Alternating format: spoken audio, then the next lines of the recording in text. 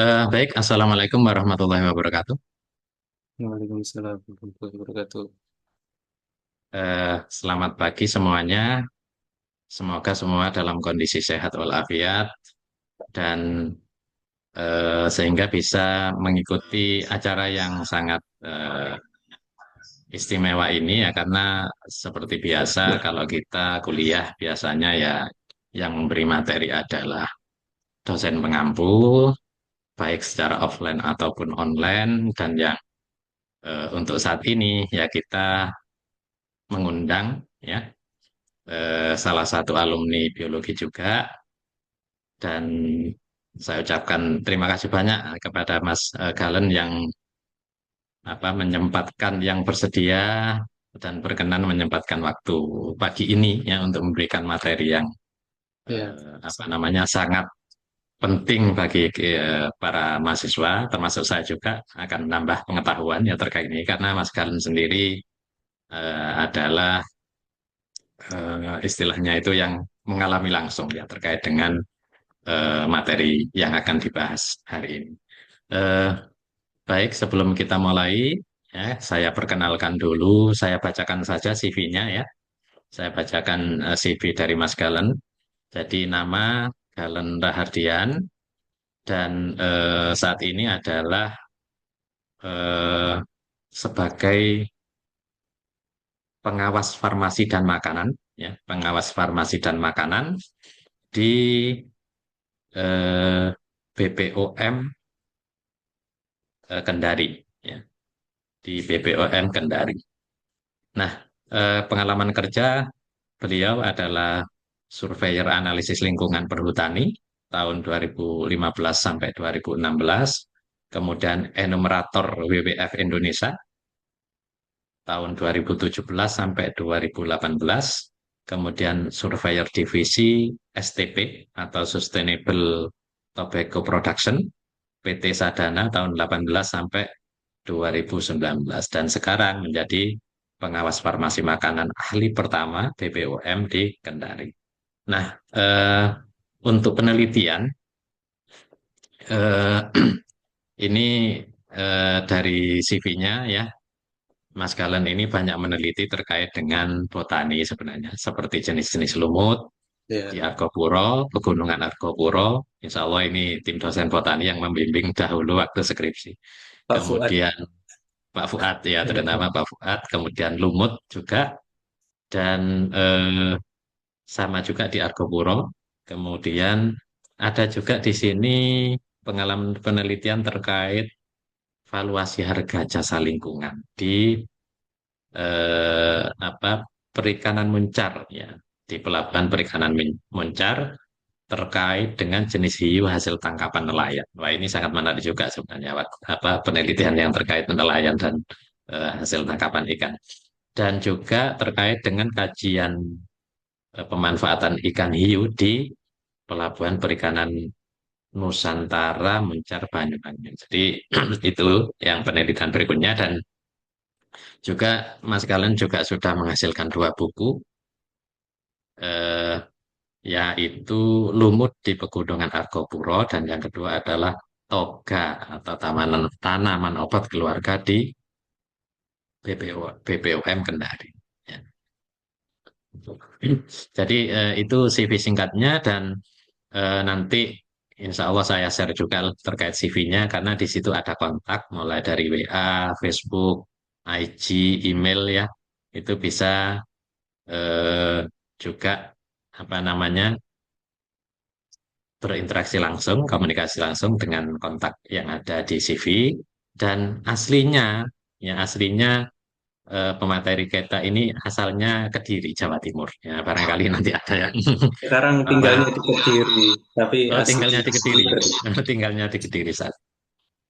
Baik, mungkin itu terkait yang lain bahasa sudah banyak juga, lumayan bahasa yang dipahami mulai dari Indonesia, Inggris, Arab, ya sampai bahasa isyarat dan bahkan bahasa daerah, mulai Jawa, Madura, Sasak, Bugis, Tolaki. Wah ini luar biasa ya, hampir kayak menteri apa luar negeri kabinet merah putih ini. Pengalaman sering di mana-mana itu, Pak. hampir menguasai bahasa di dunia ini, Menteri Luar Negeri Kabinet saat ini. Baik, mungkin itu apa namanya CV atau sekilas terkait dengan pemateri yang akan mengisi kuliah kali ini. Untuk selanjutnya saya persilahkan Mas Galan untuk menyampaikan materinya terkait dengan registrasi produk di apa, BPOM atau BRT dan mungkin di MUI. Dipersilakan Mas Galan. Oke, baik. Terima kasih atas waktunya, Pak Suudi. Jadi, eh, kita framing dulu ya. Mungkin kalian selama ini mempelajari tentang teori bagaimana obat tradisional, obat bahan alam, bahan-bahan aktifnya. Kemudian mungkin sekarang bisa produce suatu produk dari bahan alam. Nah, di sini kita framing bahwa nanti kalian akan belajar tentang bagaimana cara registrasi. Nah, di sini kita akan banyak membahas tentang undang-undang. Jadi, regulasi-regulasi yang ada di Indonesia. Nah, eh, jadi materi kali ini berjudul registrasi produk pangan, kosmetik, OT, dan atau OBA. Karena OT itu menurut undang-undang yang terakhir 2023 itu sudah diganti nama jadi OBA atau obat bahan alam gitu. Kenapa saya bahas pangan juga dan kosmetik? Karena nanti ada kaitannya sama PIRT. Kemudian kosmetik juga ada bedanya lagi nanti sama OT atau OBA. Baik. Sebelum itu biar kalian kenal dulu apa sih Badan POM itu. Jadi Badan POM ini adalah lembaga pemerintahan non-kementerian yang menyelenggarakan urusan pemerintahan di bidang pengawasan obat dan makanan. Kemudian ini dibentuk berdasarkan keputusan Presiden nomor 103 tahun 2021 tentang kedudukan, tugas, fungsi, kewenangan susunan organisasi, tata kelola lembaga, dan non-departemen. Jadi kita itu bukan kementerian, cuma badan, tapi setara dengan kementerian karena kita di bawah langsung sama di bawah presiden gitu. Ini visi dan misinya. Saya tidak bisa baca satu-satu karena hemat waktu. Yang intinya kita di sini adalah menjaga masyarakat dari obat dan makanan berbahaya, kemudian meng- membantu masyarakat untuk eh, meningkatkan efektivitas produksi obat dan makanan, juga meningkatkan daya saing di luar negeri tentunya. Kemudian terus me- mengefektivitaskan untuk pengawasan obat dan makanan di setiap tahunnya. Jadi kita juga tidak stuck di metode yang itu-itu aja. Nggak, kita juga terus-terus berinovasi sesuai dengan perkembangan zaman. Nah, ini peta wilayah kerja BPOM. Nah, yang merah itu pusat, itu di Jakarta, tepatnya di Jalan Percetakan Negara. Nah, yang biru itu balai besar, balai. Yang hijau itu lokal. Jadi eh, ada 21 balai besar, 12 balai, dan 40 loka. Kebetulan di Jember baru naik, statusnya jadi balai. Dulu loka Jember, sekarang balai Jember. Kalau yang di Jember itu dekat Perpusda SMA 1. Iya, di situ. Cuma untuk jadi balai mungkin akan pindah karena eh, jika statusnya balai membutuhkan lahan untuk dia mendirikan lab. Jadi kemungkinan nggak tahu nanti pindah kemana yang Jember.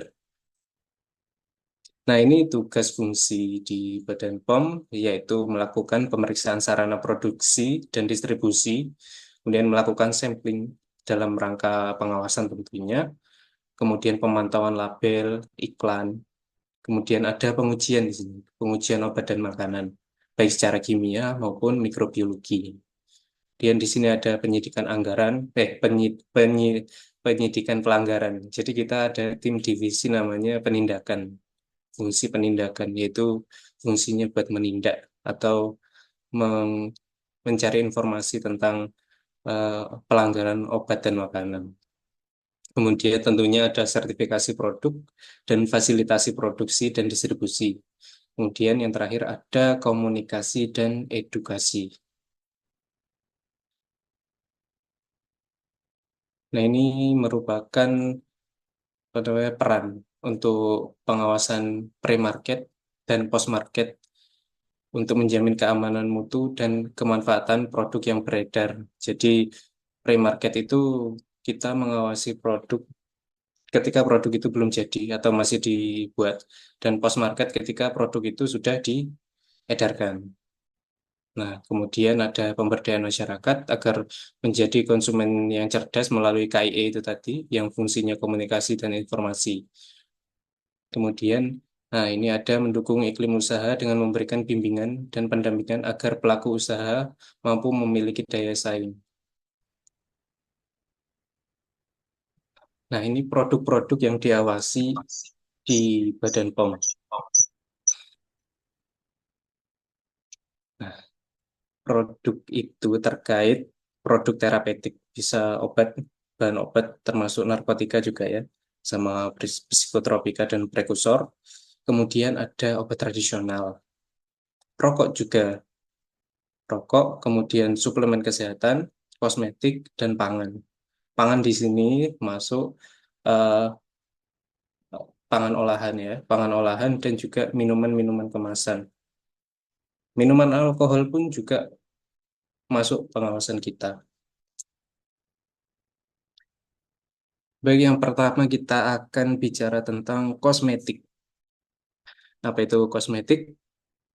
Yaitu adalah bahan atau sediaan yang digunakan di luar tubuh, bisa epidermis, bibir, rambut, organ genital, bagian luar, kuku, gigi, dan membran mukosa di mulut. Di sini menurut undang-undang, kosmetik itu dibagi menjadi beberapa kategori. Ini banyak ini. Ada sediaan bayi, perawatan kulit, pembersih wajah, rias wajah, rias mata, dan wangi-wangian, dan sebagainya. Kayak gini. Jadi eh, di undang-undang juga kosmetik itu enggak cuma kosmetik gitu aja, enggak. Jadi kita bagi-bagi sehingga kita mudahkan untuk pengkategoriannya. Ini nanti masuk juga untuk eh, syarat-syarat di registrasi. Nah, biasanya kita juga menemukan berita juga bahan-bahan yang dilarang atau biasa disalahgunakan di kosmetik kayak merkuri, hidrokinon, terus habis itu asam retinoat, K3, K10, diethylene glikol. Cuma beberapa di kosmetik kan memang kalian mungkin ada yang pakai masih ada apa namanya merkurinya. Nah, itu kita punya peraturan sendiri bahwa ambang batas merkuri itu seberapa seberapa. Kemudian kalau yang lebih kayak yang sekarang lagi booming, yang dikejar sama dokter Richard Lee, nah itu, nah itu memang kita kita ada peraturannya, dan eh, ya harus dia tuh di ditaati gitu. Kalau enggak, misal lebih sedikit aja itu sudah enggak lolos sudah dalam regulasi gitu. Kalau memang kosmetik memang kita ketat, ketat sekali. Nah, ini untuk nomor penandaan. Ini penting untuk registrasi. Kalau di kosmetik kita berkode N. Kemudian yang kedua ini nanti kode kode dari ini apa benuanya. Nah, kalian bisa lihat nanti di apa namanya produk-produk kalian itu biasanya NA mungkin karena dia dibuat Asia atau Indonesia gitu. Kalau NP Australia berarti imporan gitu. NC Eropa, dan ND Afrika, NE ini Amerika. Kemudian diikuti sama angka selanjutnya. Nah, kayak ini. NA 118 bla bla bla dan selanjutnya. Kemudian ini tips-tips sih. Ini tips-tips. Mungkin kalian sudah banyak tahu, banyak di sosmed juga ciri-ciri kosmetik yang baik. Yang penting sudah ternotifikasi oleh BPOM. karena jika tidak ada apa namanya notifikasi dari BPOM kayak tadi itu nomor notifikasi namanya NA bla bla bla berapa itu. Nah, kemungkinan itu produk yang ilegal. Bukan kemungkinan, pasti itu produk ilegal. Bisa juga ada nomornya cuma palsu. Nah, nanti ini di akhir slide ada, nanti saya kenalkan aplikasinya untuk ngecek itu barang palsu apa enggak. Nah, ini untuk permintaan registrasi notifikasi kosmetik. Ini saya ambil dari Balai Besar POM Surabaya. Jadi intinya untuk meregistrasi itu kita harus pertama meregistrasi perusahaan dulu. Jadi khusus untuk kosmetik OT sama SK obat juga itu yang pertama harus kita mendaftarkan perusahaan. Tidak bisa kita apa namanya bikin usaha itu di rumah. Jadi satu tempat tinggal itu tidak bisa. Jadi makanya ada pengajuan PP UMKU, kemudian rekomendasi. Nah, biasanya ini nanti eh, daftarnya di OSS. OSS, iya, di OSS ada itu. Saya carikan ya. Kosmetik. Ah, ini.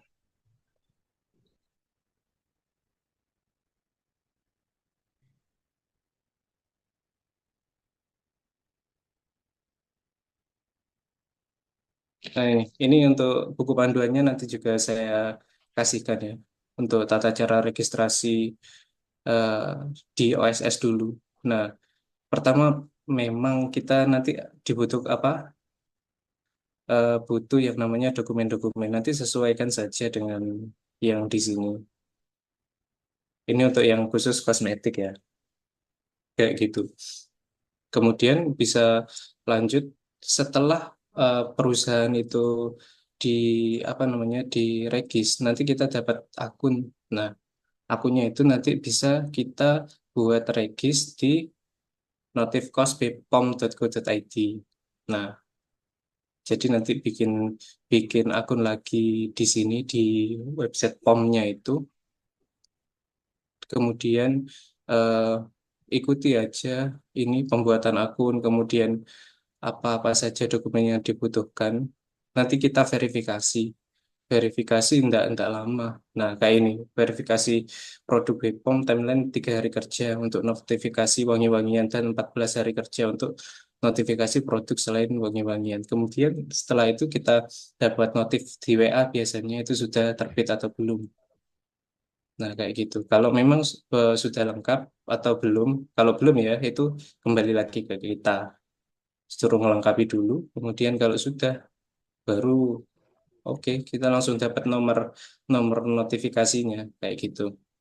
Nah, ini berlaku juga untuk registrasi. Jadi ketika apa namanya eh, izin edar itu sudah kadaluarsa, itu kita wajib untuk re-registrasi lagi untuk mendapatkan nomor yang baru lagi, nomor nomor notifikasi yang baru.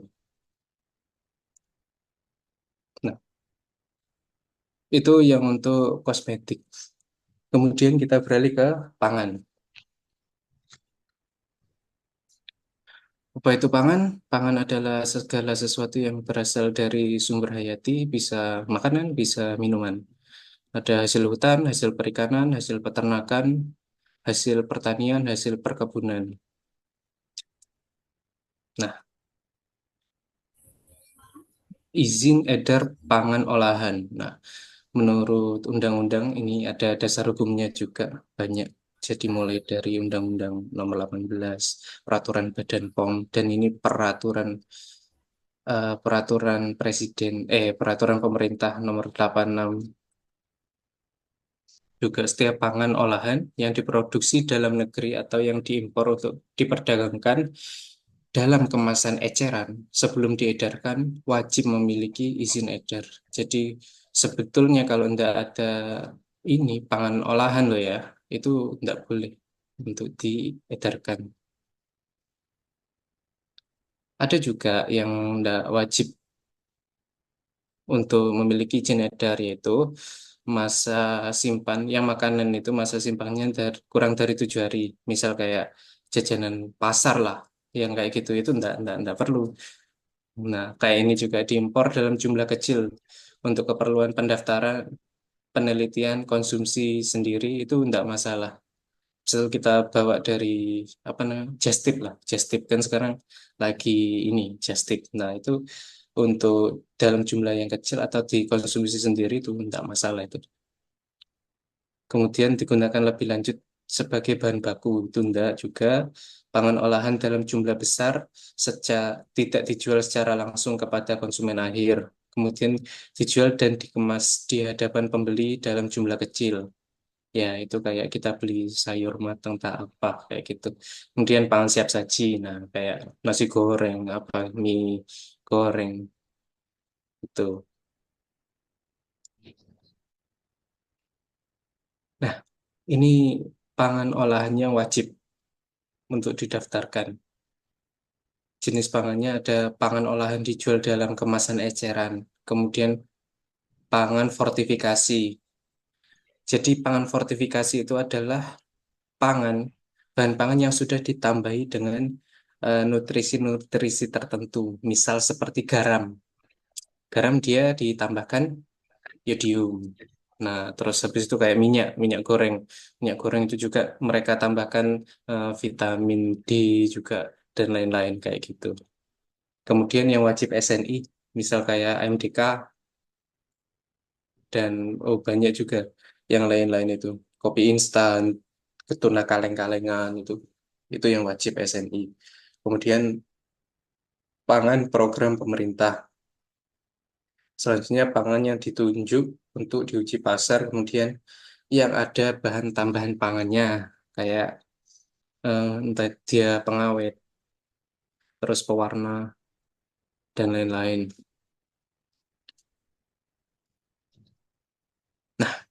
Ini kita masuk ke yang perbedaan izin edar. Kenapa? Karena biasanya di masyarakat ini masih bingung. Ada yang izinnya itu izin BPOM dan adanya IRT. Nah, jadi beda. Yang mengeluarkan itu beda. Untuk yang kode MD, makanan ini loh ya, makanan. MD itu makanan dari dalam negeri. Kalau ML itu makanan luar negeri. Nah, kemudian ada juga makanan yang tulisannya P strip IRT gitu kodenya. Nah, itu yang mengeluarkan beda. Kalau ini dari BPOM. Kalau yang ini dari Bupati melalui Dinkes. Kayak gitu. Ada juga yang eh, apa namanya? Ya masih masih bingung lah.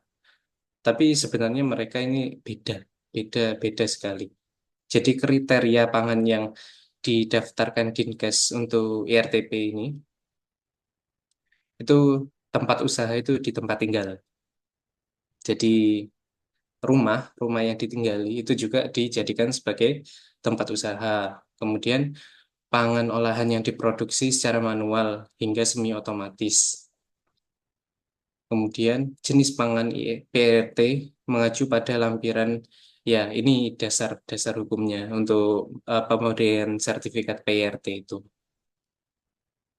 Nah, kalau MD yang di BPOM ini lokasinya ini harus tersendiri, tidak boleh nyampur jadi satu.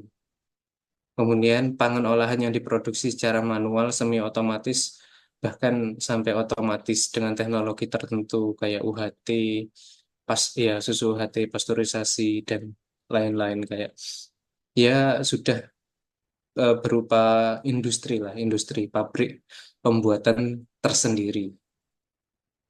Jenis pangannya seluruh pangan olahan. Ini peraturannya eh, untuk sertifikasinya.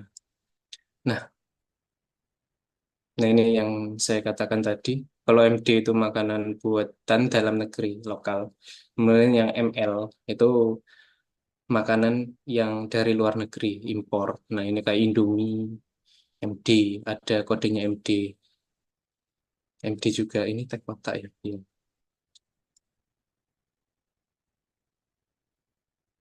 Nah, ini untuk izin edar yang pangan PRT yang tadi itu.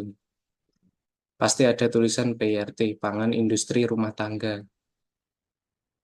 Nah, biasanya di dua digit nomor eh, di belakang itu berarti menunjukkan tahun berakhir masa berlakunya. Jadi semua izin edar, baik itu kosmetik, pangan, nanti OT, oh ya, OT itu juga ada masa berlakunya. Nah, ini saya jelaskan gimana alurnya untuk mendapatkan sertifikat PRT. Jadi pemohon sama tadi OSS, cuma ini bedanya oss.go.id. Nah, ini oss.go.id atau langsung mendatangi ke Dinas Penanaman Modal atau ke Dinkes biasanya. Itu biasanya ada namanya PTSP namanya orangnya. Nah, pelayanan terpadu satu pintu PTSP. Jadi apa namanya nanti langsung dibantu. Atau kalau mau ngisi sendiri ya di ini oss.go.id. Ini tujuannya untuk memperoleh NIB, nomor izin berusaha dan permohonan izin operasional lah istilahnya kayak gitu. Nah, kemudian ini ada yang menarik juga karena kita harus ini eh, dapat dapat ini sertifikat sehabis melakukan atau apa mengikuti penyuluhan keamanan pangan. Jadi ini juga penting karena mereka biasanya tidak mau kalau tidak ada sertifikat ini. Biasanya itu ada dari Dinkes pelatihannya, kemudian BPOM juga ngadakan. Kayak kemarin di Bau-Bau, di Kabupaten Bau-Bau, saya juga ikut. Nah, itu ada pelatihannya juga. Jadi orang Dinkes, orang BPOM biasanya kolaborasi. Nah, dia ada juga ininya apa namanya?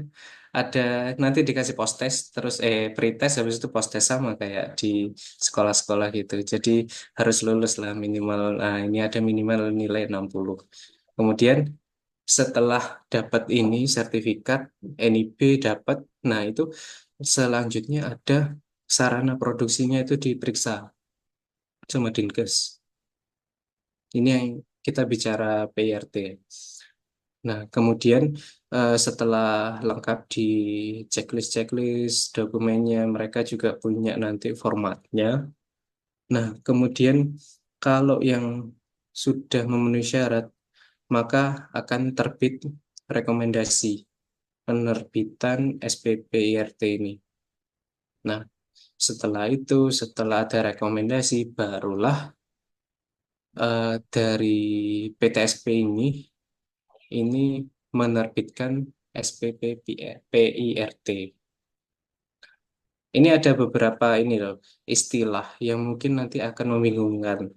Apa itu SPP IRT, apa itu PIRT, dan apa itu IRTP. Nah, jadi kayak gini. IRTP itu industri rumah tangga. Jadi itu tempatnya. Kalau SPP IRT itu namanya sertifikatnya. Kemudian PIRT-nya, nah itu izin edarnya, PIRT. Jadi nggak usah bingung. IRTP itu tempatnya, SPP IRT itu apa? Sertifikatnya untuk memproduksi, baru PIRT itu ini legalitasnya atau apa izin edarnya kayak gitu.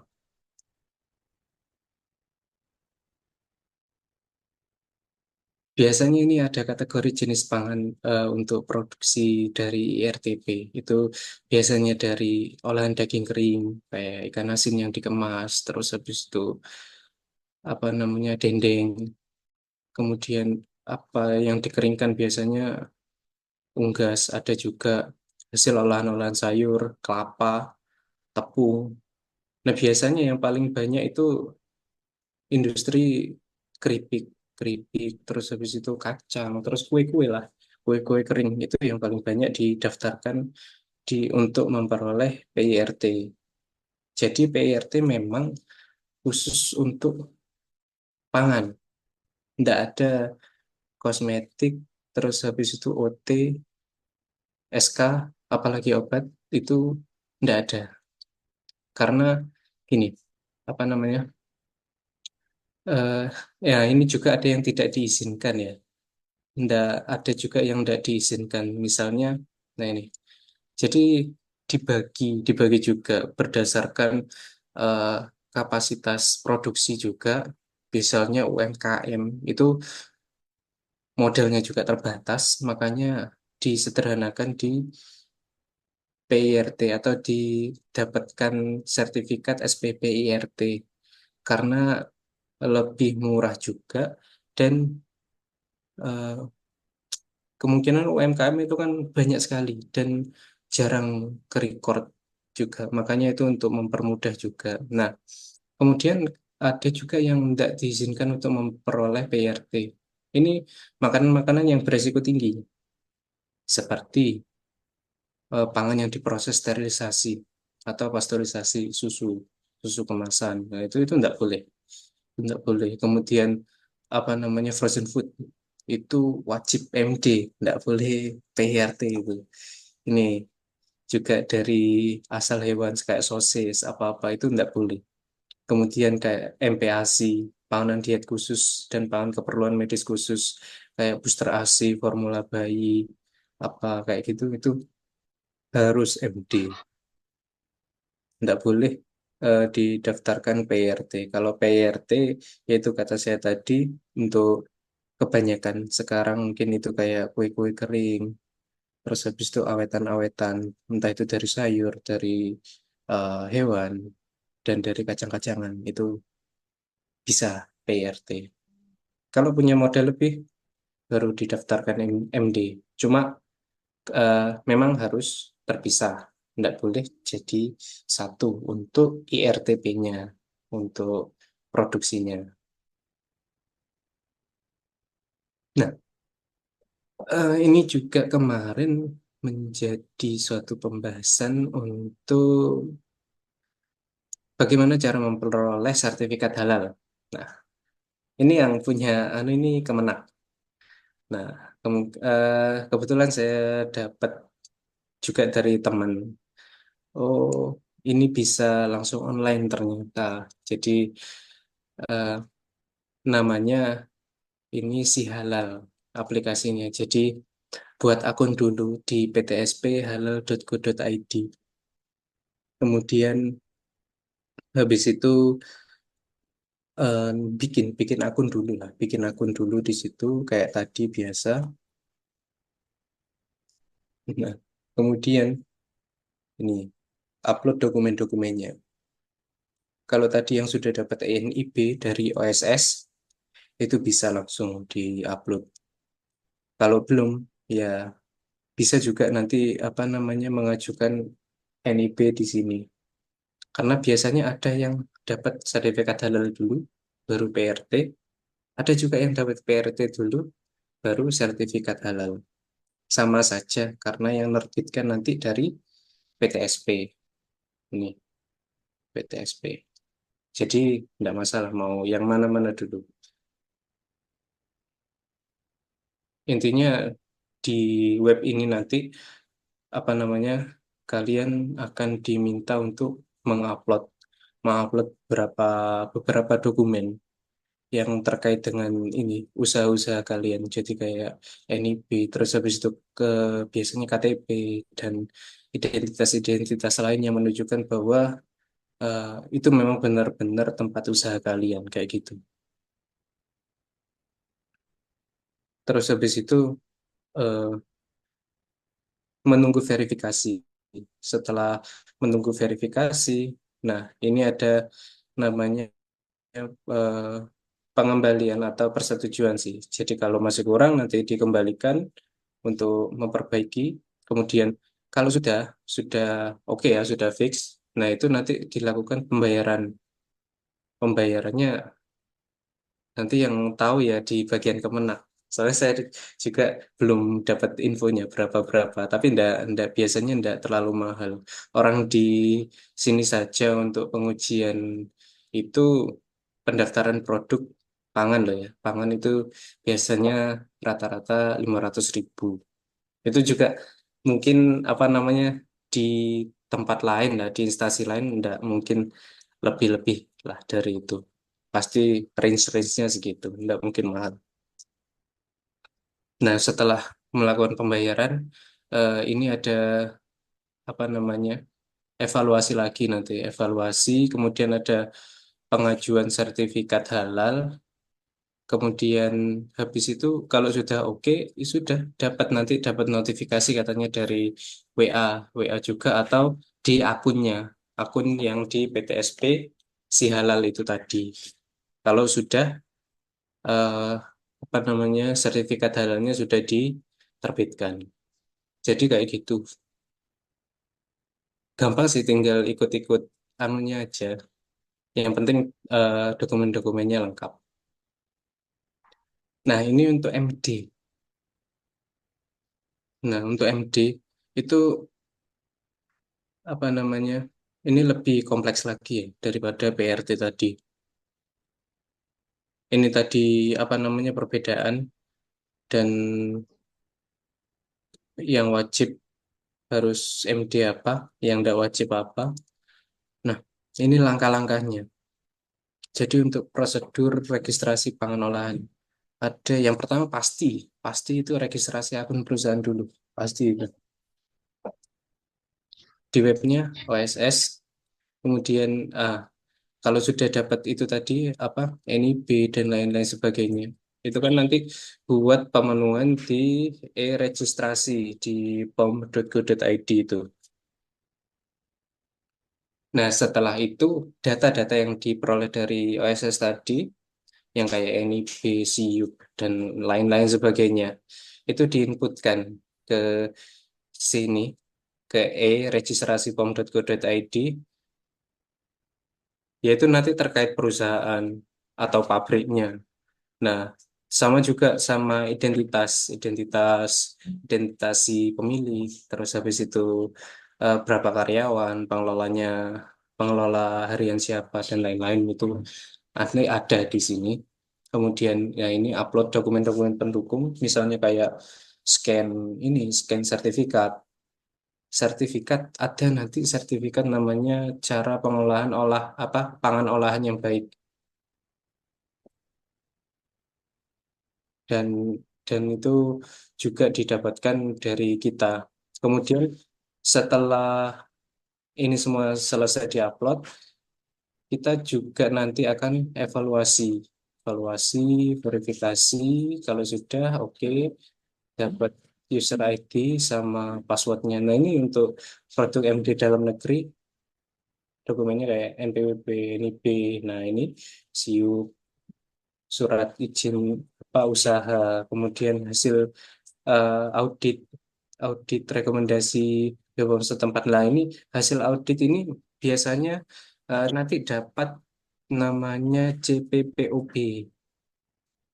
CPPOB ini kayak gini.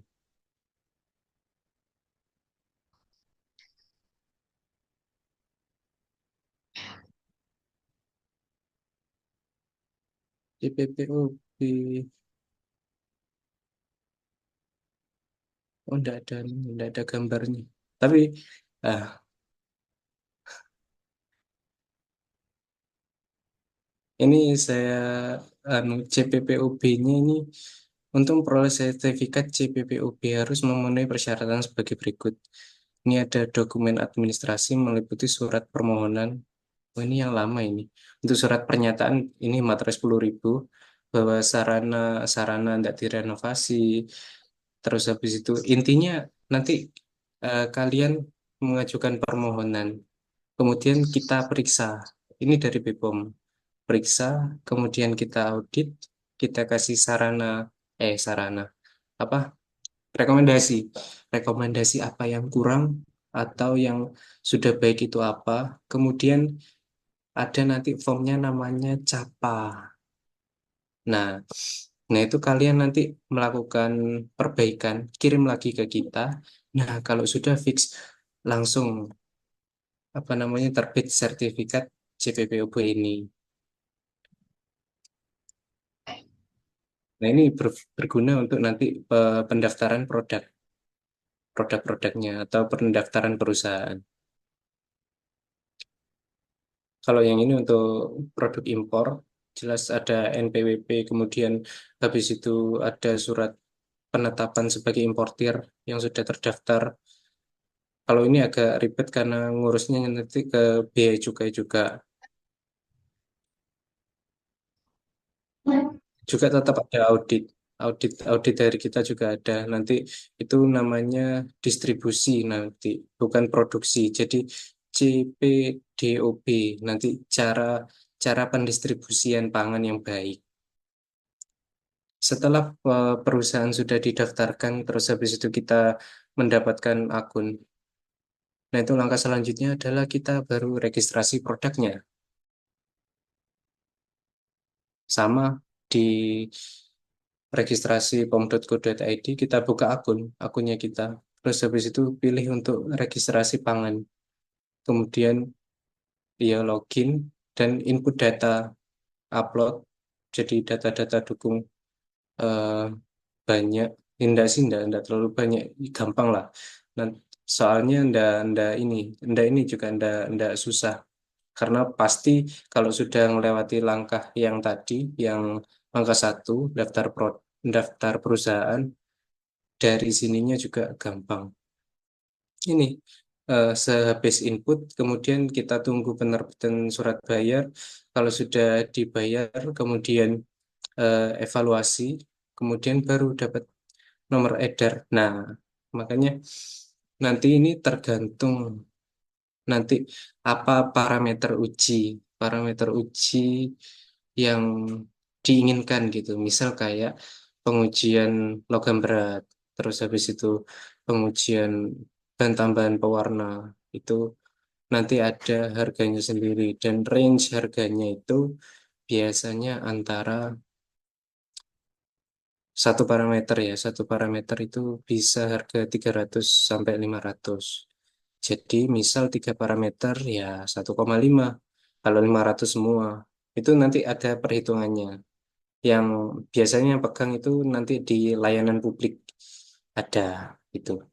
Jadi enggak, menurut saya enggak terlalu mahal lah untuk ini, untuk pengujiannya juga. Nanti bayarnya ya sudah sesuai karena untuk pembayaran dan harga itu sudah ada undang-undangnya juga. Jadi kita ndak matok harga apa. Nanti kembalinya ya untuk pajak negara di apa penerimaan negara bukan pajak.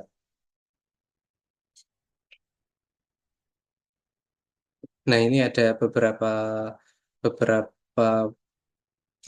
jenis pangan ya. Ini ada pangan olahan resiko rendah dan sangat rendah. Biasanya apa namanya yang diminta nanti persyaratannya itu komposisi, proses produksi, terus penjelasan kode produksi, kemudian masa simpan, kadaluarsa, rancangan label, pasti harus ada ini rancangan label. Kemudian spesifikasi bahan. Kalau yang ini resiko sedang sampai tinggi, yang membedakan nanti itu ada hasil analisa. Nah, ini yang bedakan. Nanti kenapa pendaftaran untuk pangan olahan itu yang resiko tinggi itu lebih mahal karena memang ada nah ini hasil cemaran mikroba, kemudian logam logam berat, zat gizi, BTP tertentu itu apa. Nah, ini kalau untuk bahan tambahan pangannya ada BTP itu cuma proses produksi, penjelasan produksi sama masa simpan rancangan label sama kayak ini yang resiko rendah. Cuma yang beda memang ini, karena memang risiko tinggi, jadi pengujiannya juga eh, cukup lengkap. Jadi biasanya kalau yang ini kita minta, yang biasanya apa yang mau diuji Pak? Misal E. coli sama logam berat saja itu bisa.